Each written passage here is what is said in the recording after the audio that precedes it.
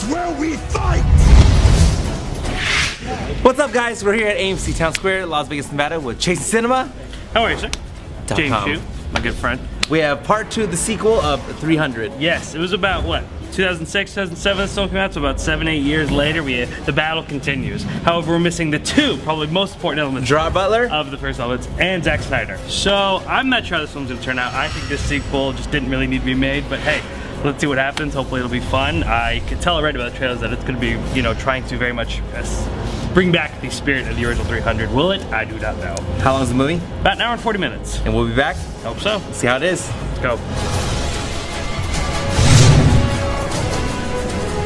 What's up, guys? We just got out of 300, Rise of the Empire. ChasingCinema.com. The review says. You go first. James Hugh says, I loved it! I thought it was fun like part 1. It was gory like part 1. They had these slow-mo things that I'm hearing from other people, they didn't like it. I was feeling it. They're slow. I loved it. I thought it was awesome. Yeah, man. And Eva Green, man. I mean, come on. She did us in, she was Vesper in Casino Royale. Then she was with Matt Damon up in the movie where you can go through the doors and wear that bullet hat. That's not her. No. That was Emily Blunt. Oh yeah, Emily Blunt. Yeah, okay, well, she did do us in Vesper. Well, regardless. And I thought she was banging. Eva Green's probably the only semi-good thing about this movie. She was evil. She was pretty evil, but at times she was so over the top that it was kind of humorous. I thought the whole movie was really funny because of how kind of cheesy bad it is. This was totally straight to DVD type film. The CG was terrible. There was moments where these people were in these backgrounds. You could literally just almost sense the green screen behind them. It was just awful. The blood was terrible. I mean, Zack Snyder was able to capture this style of slow-mo fight scenes. You know, they fight real quick. This was just a cheap copy that was not effective. The score was over the top and tragic. I didn't care about any of these characters. Leonidas made us care about a certain number of his members of 300. We had characters, we had a leader to follow. This guy, I honestly think, could not stand up to Leonidas. I thought he was very boring and bland, just like the entire movie.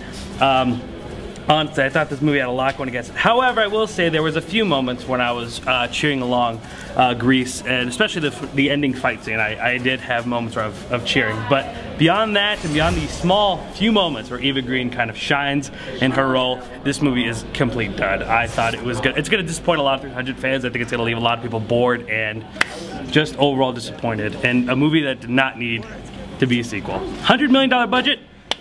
Could have made it with 20 bucks. Yeah, didn't agree with not one thing he said at all whatsoever. Non-negotiable, non-debatable. Just want to share that right now. Yeah. But anyway, that's the beautiful part about film. It's all subjective. And that is also the beautiful part about film. No, it is. See, that's why I just can't get along with it. You can't even say it's subjective. That's what film is. Saying you love it doesn't mean it. It's subjective.